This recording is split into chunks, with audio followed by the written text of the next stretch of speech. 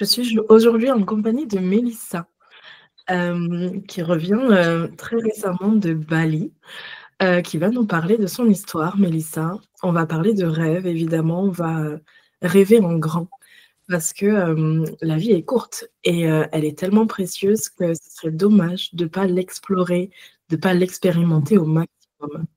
Donc en tant que femme, osons, osons réaliser nos rêves, osons là où on a envie d'aller, qu'importe les facteurs extérieurs, les limitations, le regard des autres, parce que ce qui vibre à l'intérieur de nous, c'est ce qui va pouvoir nous porter et exploser, certaines portes, qui nous paraissent, tellement grandes. En fait, ça nous porte et ce qui nous porte, c'est l'énergie d'amour. Ce qui nous porte, c'est, ce sentiment de liberté qu'on recherche, que beaucoup de femmes recherchent, en fait. Donc voilà pourquoi on est là ensemble, pour parler, de liberté, pour parler de réalisation de soi aussi, d'autorisation. Donc voilà, bienvenue Mélissa, bienvenue à toi et merci beaucoup d'être là. Merci à toi pour l'invitation. Est-ce que tu peux te présenter, nous dire un peu plus, qui tu es? Oui, alors je m'appelle Mélissa, donc j'ai 32 ans. Je me suis installée à Bali depuis 6 mois. Je suis passionnée de voyage, d'humain, et je me suis mise à mon compte il y a maintenant 5 ans. Donc j'ai découvert aussi l'entrepreneuriat, qui est aussi une très belle école de la vie. Donc pour moi, il y a plusieurs écoles. Le voyage, c'en est une. Le couple, ça peut en être une. La famille aussi. Et l'entrepreneuriat, c'en est une belle et grande. Et désormais, ça fait maintenant, oui, 5 ans que je crée des retraites pour la reconnexion à soi et à l'autre. Et maintenant, je les crée à Bali. OK, génial. Ça a été, j'adore que tu dises que l'entrepreneuriat est une école de la vie, je le ressens aussi beaucoup. Parce que justement, quand on a ce désir de créer quelque chose, de proposer des expériences ou des accompagnements pour l'autre, c'est que quelque part, on a traversé, on a cheminé des choses aussi personnellement. Et c'est ce qui fait que, ben, nos accompagnements sont très justes, sont très, riches de sens aussi parce que, d'avoir vécu, je trouve que c'est le meilleur moyen de transmettre et d'apprendre à l'autre, ouais. Mmh. OK. Est-ce que tu peux nous dire, bah, quel rêve tu es en train de vivre actuellement? Actuellement, c'est vraiment ce rêve de liberté et d'indépendance, justement, de m'autoriser à partir vivre à l'autre bout du monde, seule. M'autoriser à vivre de ma passion, chose qui me paraissait juste impossible. Euh, donc ouais, je pense qu'actuellement, il y a vraiment ces deux rêves-là. Euh, la liberté géographique, la liberté de me mouvoir, et la liberté aussi d'avoir mon pro qui n'est plus... mon pro est au service de perso et à mon service, tu vois. Je ne suis plus au service de mon pro. Et ça, c'est très beau à expérimenter aussi. Mmh. Tu as relié, ouais, le pro et le perso finalement, les 2 se nourrissent, sans, avoir cette domination ou cette nécessité de devoir faire quelque chose pour gagner ta vie. Ça te sert et Exactement, ça te nourrit intérieurement, oui. complètement. C'est exactement ça. Ouais. Génial. Est-ce que tu avais imaginé ce schéma de vie? Est-ce que tu l'avais rêvé, visualisé, il y a quelques années auparavant ou pas du tout? Absolument pas. Vraiment, si on doit refaire mon parcours, en fait, déjà, j'ai jamais été passionnée de voyage. Dans ma famille, personne n'avait voyagé. Moi, je viens du sud-ouest, donc j'étais très famille, très sud-ouest. J'étais très bien là où je suis. Et je me disais, bah, pourquoi aller voir ailleurs alors qu'on a tout ce dont on a besoin ici. Donc, j'avais jamais rêvé de voyage. Et après, à l'âge de 21 ans, dans le cadre de mes études, on devait partir 6 mois à l'étranger. Et à ce moment-là, j'avais la phobie de l'avion. Enfin, j'étais pas du tout euh, amenée à partir loin. Et j'ai été me faire accompagner, donc j'ai vu une sophrologue et tout ça, parce que je me suis dit, si à 21 ans, je m'empêche de vivre et de voyager par peur de l'avion, par une mauvaise expérience, ça va vraiment me limiter. Donc du coup, je me suis fait accompagner et finalement, je suis partie 6 mois en Australie, donc à l'autre bout du monde. Et là, j'ai vraiment découvert un autre champ des possibles. Et du coup, ça m'a ouvert plein de portes. Et j'ai fait des très belles rencontres. J'ai aussi appris à me découvrir.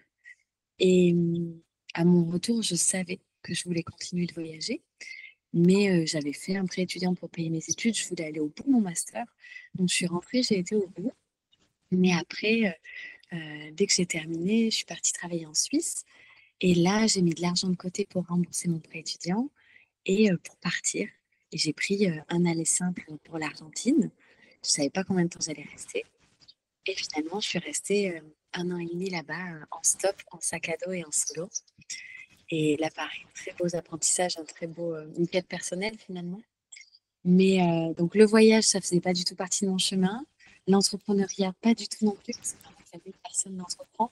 Ça me paraissait un très grand mot, finalement, comme la spiritualité. Je trouve qu'on met tellement de choses dedans, c'est des mots qui peuvent faire peur, qui me paraissent très grands. Euh, pour moi, être entrepreneur, il fallait avoir une idée, l'idée du siècle. Et en fait, finalement, euh, ça s'est présenté naturellement, puisque du coup, quand je suis rentrée de mon année et demie en Amérique du Sud, j'avais plus de sous, donc je devais repartir en Australie. Et j'étais chez ma mère au Pays Basque. Et là, mars 2020, il y a eu le confinement. Et du coup, pendant le confinement, donc j'étais chez ma mère et j'ai créé un groupe Facebook pour les amoureux du voyage où on s'échangeait des photos, etc. Et à la fin du confinement, on était comme 500 sur le groupe. Je me suis dit, pourquoi on ne se rencontrerait pas? Viens, on crée une rencontre de voyageurs. On ne savait pas comment les frontières allaient réouvrir. Et finalement, on part tous aux quatre coins du monde, on ne connaît pas notre propre pays. Alors, viens, on fait une rencontre de voyageurs. Le tout premier mini-trip, une idée qui sortait de ma tête avec un programme, etc. Et c'était vraiment une rencontre. Et j'en ai créé un. Ça a fait comme une famille. Finalement, c'était censé durer 4 jours. On est resté 1 mois et demi ensemble. On a fait des prolongations sur toute la côte atlantique, Belgique, Pays-Bas. Enfin, on a vraiment, ça a créé un noyau. Et après, on m'a demandé d'en faire un deuxième, puis un troisième. Et ensuite, on m'a dit, mais il faut que tu te fasses rémunérer. Tu mets 1 mois à tout préparer. C'est vraiment un service que tu proposes. Et finalement, de fil en aiguille, c'est arrivé comme ça. Et donc là, en fait, ça fait 5 ans, il y a eu plus de 30 éditions, plus de 300 personnes. Mais au départ, vraiment, c'était juste une idée de rencontre. Et c'est ça qui a été beau aussi finalement, c'est que c'est pas quelque chose que j'ai cherché. L'intention derrière était saine, était belle, elle venait avec le cœur. Et alors, ça a entraîné par contre certaines choses qu'on peut retrouver dans l'entrepreneuriat, donc le syndrome de l'imposteur ou de se sentir illégitime, parce que justement, bah, au départ, c'est juste une rencontre de voyageurs, je ne peux pas me faire rémunérer pour faire ça. Alors qu'en réalité, bien sûr que si, et heureusement. Donc voilà. Ok. À plusieurs étapes, plusieurs choses que tu as vécues, tu as mentionné que tu ne savais pas. Voilà, tu es partie en Argentine, tu ne savais pas combien de temps, tu ne savais pas si tu allais rester ou pas, tu ne savais pas que ça allait prendre de l'ampleur, les mini-trips que tu as commencé à créer. Est-ce que tu as toujours eu l'habitude justement de te laisser un peu porter par la vie comme ça, ou c'est quelque chose que tu as cultivé, que tu as appris? Alors ça, c'est vraiment, je pense, le tout premier voyage à mes 21 ans. Mais j'ai toujours eu cette confiance. Aujourd'hui, je vais plus appeler ça la confiance, de la foi, sans aucune religion, hein, mais en tout cas, cette chose de lâcher prise et de s'en remettre à plus grand que soi, ça, et ça a toujours été en moi, parce que je me revois dans ma vingtaine, je parlais déjà de destin, où j'avais confiance que le meilleur était là, le meilleur arrivait, tout ça. Mais ensuite, ça s'est vraiment nourri par mes expériences. Donc, par exemple, quand j'étais à mes 25 ans, pendant 1 an et demi en Amérique du Sud, il y a eu tellement de synchronicité, tellement de belles choses où je me suis vraiment sentie guidée, portée. Des choses où ça ne peut pas être un hasard tellement c'est énorme ce qui se passe. Et du coup, toutes ces expériences-là, elles ont juste fait que me conforter dans ce que je pense être vrai, dans ce que je crois, dans l'invisible, dans cette guidance finalement, dans cette vie qui est avec nous, tu vois. Ouais. À partir d'une croyance et de l'expérimentation, tu as ensuite vécu des validations qui t'ont encore plus conforté dans cette confiance. Ok. Mmh. Est-ce que, par exemple, tu disais que tu avais été suivie par une sophrologue pour pouvoir dépasser ta peur de l'avion, de prendre l'avion, de voyager seule. Est-ce que, malgré cette peur, il y avait quelque chose en toi qui te poussait à te dire oui, quoi, à y aller quand même? Bien sûr, j'imagine que ton accompagnement t'a beaucoup aidé à passer à l'action. Mais est-ce que tu ressentais quelque chose de spécial dans ton corps qui t'a poussé en avant? Oui, en fait, je pense que justement, pour dépasser cette peur, même le fait de faire appel à des thérapeutes ou à des choses qui vont nous aider, c'est aussi qu'on ressent l'élan et qu'on sent à l'intérieur que oui, il y a quelque chose de plus grand et qu'en fait, ces peurs-là, elles nous limitent. Elles sont là pour nous donner des petits signaux d'alerte. Euh, mais on peut et on se doit de les dépasser parce que ce qu'il y a derrière, c'est encore plus beau, encore plus grand. Et du coup, ça, par contre, je sais que depuis toute petite, je sens que j'ai un feu intérieur à l'intérieur qui, euh, qui brûle et qui me dit il y a plus grand. Et pour autant, ça n'empêche pas les doutes, les remises en question, les peurs, hein. Mais on se doit de les écouter, mais aussi de les dépasser. Tu vois, pour Mmh. moi. Mmh. Comment tu le ressens, ce feu? Est-ce que tu peux nous le décrire? Comment ça se passe concrètement dans ton corps? Et je sens, par exemple, juste là, le fait d'en parler, j'ai vraiment l'impression qu'il y a toutes les cellules qui vibrent à l'intérieur et je sens vraiment de la chaleur et de l'énergie. Euh, je sais que je suis très à l'écoute de mon corps et je vais ressentir, par exemple, des frissons qui m'apportent la validation. Tu vois, certaines fois, dans les accompagnements que je fais ou même dans des discussions, je vais ressentir vraiment des gros frissons qui vont juste me permettre de valider tel message, telle chose sur laquelle le sujet qu'on est en train de discuter. Et, et pareil aussi, le voyage m'a aidé à me connecter encore davantage à mon intuition. Et des fois, on peut confondre l'intuition et la peur. Parce que la peur, elle va des fois arriver en premier. Et du coup, on va se dire, ah ben tu vois, ça c'est mon intuition, il ne faut pas que j'y aille. Et du coup, c'est pareil, ça c'est un travail que d'apprendre à s'écouter encore davantage. Et il y a plein d'outils ou de pratiques que je mets en place ou que j'ai expérimenté qui me permettent aussi de développer cette connaissance de soi qui, pour moi, dure toute la vie, hein. On n'arrive jamais à un point qui est ça y est, j'ai tout compris. Là, ça veut dire que vraiment, tu n'as rien compris. Donc, attention. Mais, C'est clair. mais c'est beau aussi et c'est important que d'explorer ces outils de connaissance de soi pour encore mieux se comprendre et être encore plus à son écoute et encore plus à l'écoute de l'autre. Et pour aussi, dans nos métiers, pouvoir être encore davantage au service de la vie, au service des autres et tout ça. Mmh. Ouais, merci pour ça. Ouais, cette, cette identification des peurs, je trouve qu'elle est hyper importante parce que, déjà, ça demande un peu de courage d'aller voir ses peurs, de l'authenticité, de la sincérité avec soi-même et ensuite, la deuxième étape, on va dire, après avoir vu ses peurs, c'est de les accueillir pleinement et ça, c'est une étape de ma méthode où vraiment, allez, on ouvre cette vulnérabilité et on accueille la peur, on accueille toutes les émotions qui sont là. Parce que ça permet de nous accepter tels qu'on est entièrement et pas juste voir, bon, bah, ouais, j'ai un projet qui est génial, ça va être chouette, nin nin, mais toutes les peurs qui sont en lien avec, regarde-les aussi parce que c'est ce qui te permettra d'avancer, mieux et peut-être plus rapidement aussi, ouais. Mmh. OK. Est-ce que tu vois d'autres obstacles que tu as traversés, que tu as transpercés, ouais, des peurs que tu as eues peut-être, à construire ta vie comme elle l'est? Je suis désolée, il y a eu le bruit de la moto. Je n'ai pas entendu. Est-ce qu'il y a d'autres obstacles que tu as identifiés, que tu as pu traverser? Ouais, il y en a plusieurs, que ce soit dans le voyage ou dans l'entrepreneuriat. Pour moi, les deux sont liés, mais il va aussi y avoir les peurs de ton entourage qui vont te projeter sur toi. Et parce que du coup, c'est des choix aussi, c'est des choix de vie, c'est des vies différentes que la normale. Euh, et les deux se rejoignent, donc partir à l'autre bout du monde avec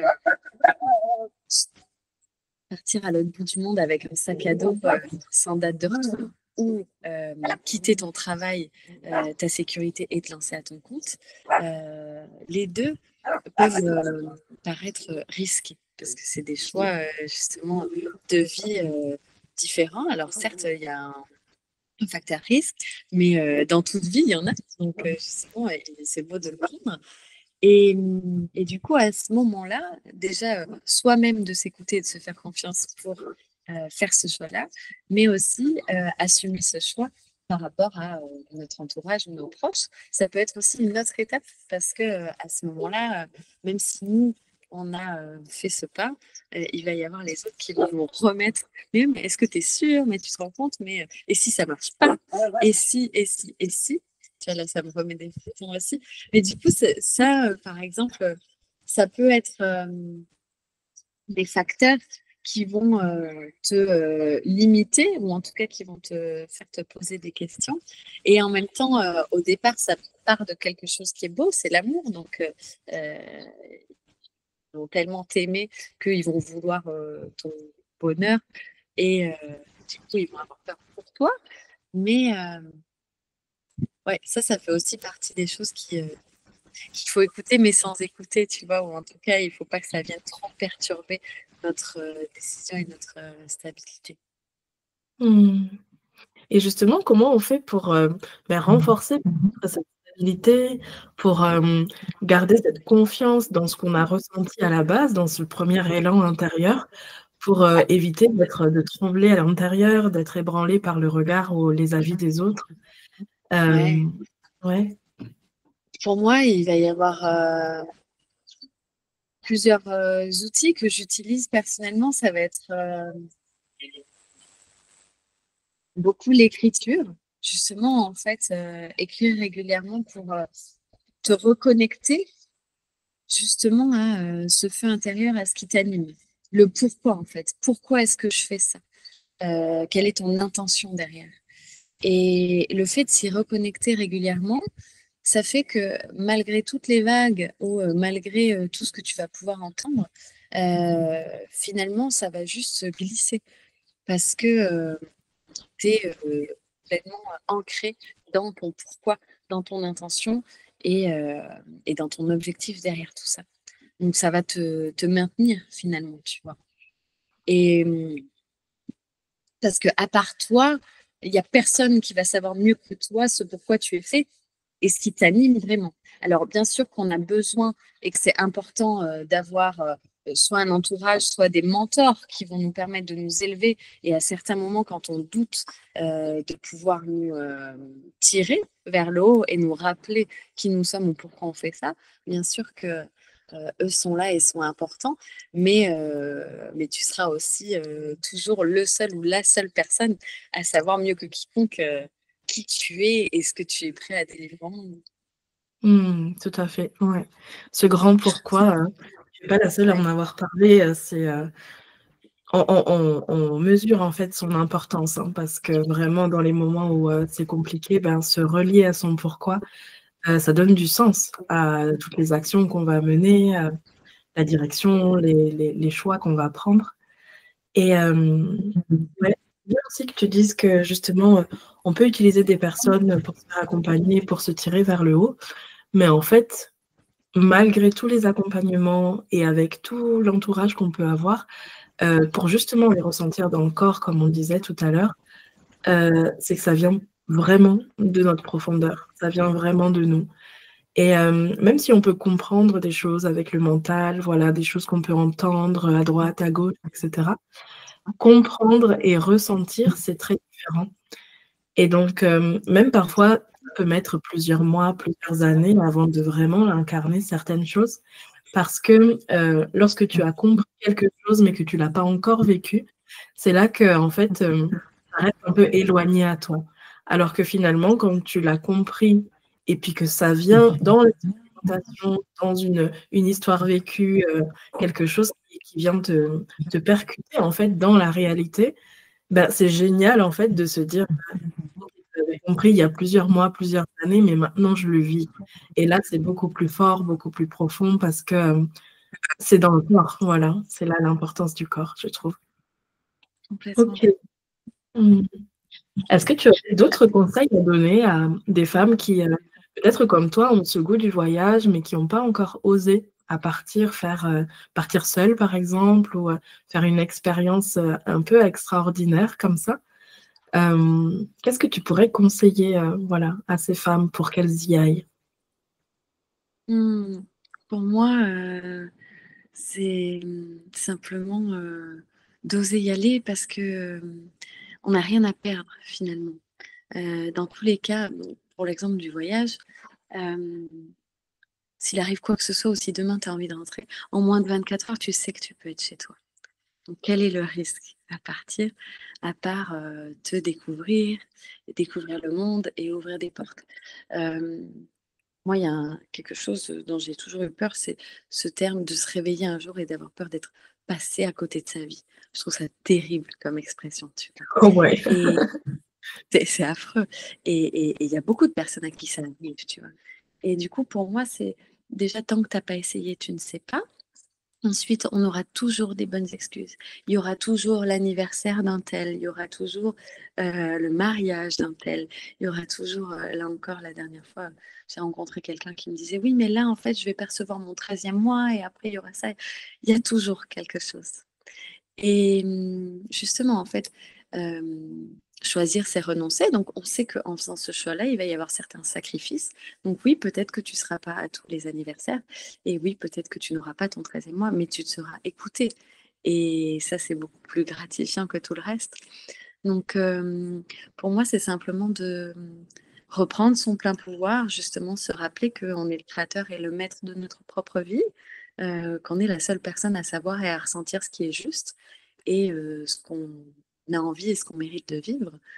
Et du coup, oser écouter ce feu intérieur pour éviter qu'il s'éteigne déjà, parce que quand la flamme s'éteint, on met du temps à s'en rendre compte, mais plus on met de temps et plus ça va mettre de temps à revenir. Et qu'on mérite tous de vivre avec cette flamme complètement vivante pour soi et pour les autres aussi. Euh, donc, euh, donc oui, écouter cette flamme, cette petite voix qui sait au fond de nous déjà ce qu'on veut, ce pourquoi on est fait, et ne pas laisser euh, le manque de confiance ou les doutes dicter nos décisions. Ouais, complètement. Et si ce feu tend à s'éteindre justement, Mm. pour ajouter des bûches, pour le nourrir progressivement sans que ça fasse trop peur, bah, on peut y aller aussi progressivement. Par exemple, là, on parle du voyage, ben, en regardant des reportages, en allant à des conférences, en discutant avec des personnes comme tu as créé le groupe là sur Facebook, qui sont dans cette réalité-là. Ça éveille en fait, ça excite quelque part de se dire waouh, ouais, je baigne un peu dedans sans encore le vivre réellement, mais je suis dedans et ça allume quelque chose en moi, quoi. Donc, ça, Bien c'est sûr, chouette. et aussi parce que le voyage, c'est pas que à l'autre bout du monde, tu vois. Et justement, il y en a plein qui reviennent de mini-trip et dans leur quotidien qui veulent garder ce voyage, tout ça. Et du coup, ils se font des week-ends bivouac, ils partent en randonnée, même à côté de chez toi, tu vois. Justement, souvent, c'est à côté de chez soi. On connaît peu ou pas assez parce qu'on se dit, bon, bah, c'est à côté, j'irai un autre jour et en fait, on n'y va jamais. Donc, justement, qu'est-ce qui t'empêche même de planter la tente dans ton jardin? Enfin, tu vois, remettre du voyage dans son quotidien, c'est complètement possible. Et justement, en France, on a aussi la chance, comme tu dis, d'avoir accès à des conférences ou même au cinéma, des documentaires avec des intervenants, des expositions. Enfin, tu peux trouver du voyage partout.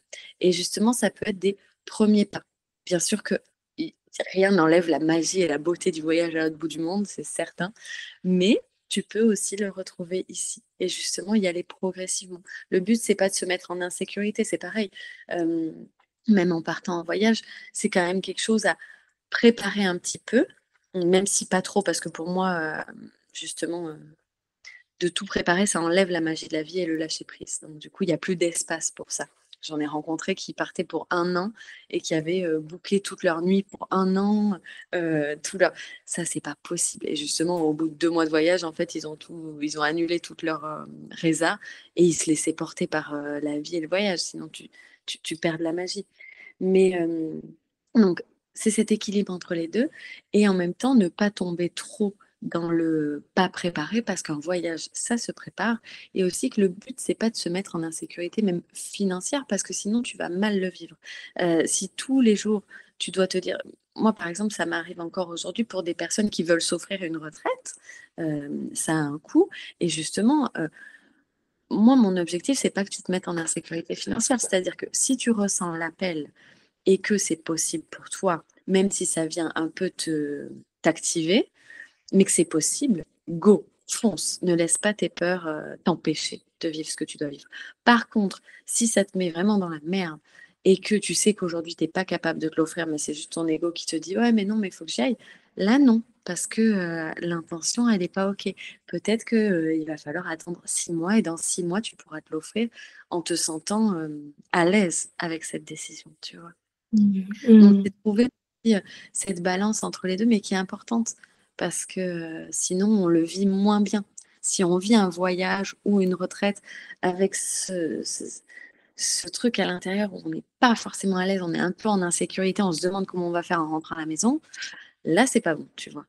Là, c'est Ouais, pas ça bon. crée des contractions en fait, vaut mieux être Ouais, complètement relâché, détendu et en exactement, ouverture pour recevoir tout ce que le voyage va nous apporter, quoi. Mmh. exactement. OK. Est-ce que plus personnellement, tu peux nous parler un peu, ben, de ta vision du futur, peut-être de tes prochains rêves, de ce que tu as envie de construire à partir de là?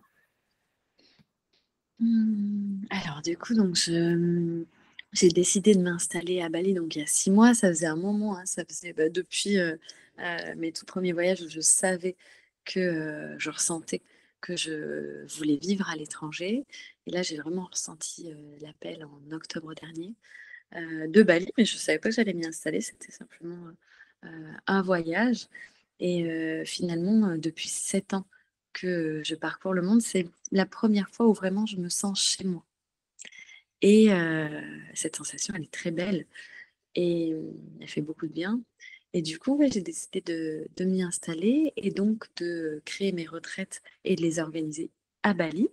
Jusqu'à présent, c'était en France ou Portugal ou Maroc. Donc pareil, ça a été un tournant dans ma vie professionnelle que de pouvoir offrir ces espaces sur cette terre magique de Bali. Donc ça s'y prête aussi quand même, mais ça reste un tournant pro. Et donc là, mes prochains rêves, moi vraiment, la chose qui me tient beaucoup à cœur, ce serait de pouvoir trouver un terrain, construire des bungalows en bois pour accueillir des voyageurs, et créer mes retraites dans cet espace-là. Et donc là, en fait, ça réunirait tout ce que j'ai envie de pouvoir construire finalement. Cet accueil de voyageurs parce que moi-même j'ai pu être accueillie, des bungalows en bois parce que j'aime ça, ce naturel, j'aimerais construire un espace où il n'y a pas de béton, où c'est simplement du brut, tu vois, et revenir au naturel, à l'essence même, et aussi pouvoir y créer mes retraites. Donc ça, ce serait mon prochain rêve, ouais, que Mmh. j'aimerais voir s'accomplir. Mmh mh. On ne sait pas quand est-ce que ça va se concrétiser, mais en tout cas, je ressens que c'est quand même assez proche. Si on ch Donc merci pour ça, merci pour toutes les propositions que tu fais et si on pouvait ouvrir, le micro pour, envoyer un message pour le monde, qu'est-ce que tu aimerais dire? Pour moi, je pense que tout est simple et qu'on complique beaucoup les choses.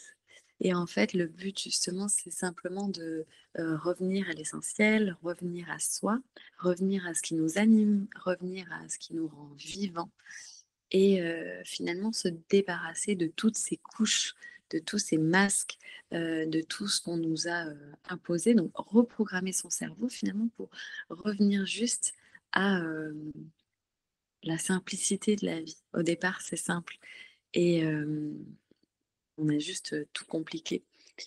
Et on se crée beaucoup de problèmes qui finalement ne sont que des faux problèmes. Et pour se rappeler que oui, tout est éphémère, mais que, comme tu le disais très justement au début, finalement, on est tous là pour la même chose. On est tous les mêmes, on est tous unis, on est tous connectés, et on est tous sur cette terre pour la même chose, pour l'amour, pour aimer et être aimé. Et de par nos expériences, nos traumas, etc., on oublie tout ça, ou alors on a cette peur de l'autre, cette peur de la trahison, cette peur de ci, cette peur de ça. Et finalement, on referme son cœur envers soi et envers l'autre, alors que c'est tellement simple et c'est tellement beau que d'aimer. Et ça fera partie du chemin, peut-être, que de ne pas recevoir le même amour en retour ou que d'être trahi. Mais est-ce que c'est censé nous empêcher d'aimer, ou est-ce que justement on doit juste encore plus ouvrir son cœur? Mmh. On invite toutes les personnes du monde à ouvrir, leur cœur. Mmh. Merci beaucoup, Mélissa. Merci pour tout ton partage, pour, ta présence ici. Et comment on fait donc pour te retrouver si on a envie de participer à tes retraites, te retrouver à Bali? Alors vous pouvez me retrouver sur, Instagram beaucoup, donc ça s'appelle les mini trips, les mini sans S et trip sans S. Il y a aussi, le site internet lesminitrips.fr et j'ai une page Facebook aussi. OK, merci beaucoup. On te souhaite Merci vraiment, à toi. de merveilleux rêves, de vivre la vie pleinement, de continuer à te sentir vivante, de nourrir ce feu intérieur pour qu'il devienne un grand brasier. Il y a aucune limite à partir de là et merci beaucoup. À bientôt. Mmh. Merci à toi Maëva. Merci.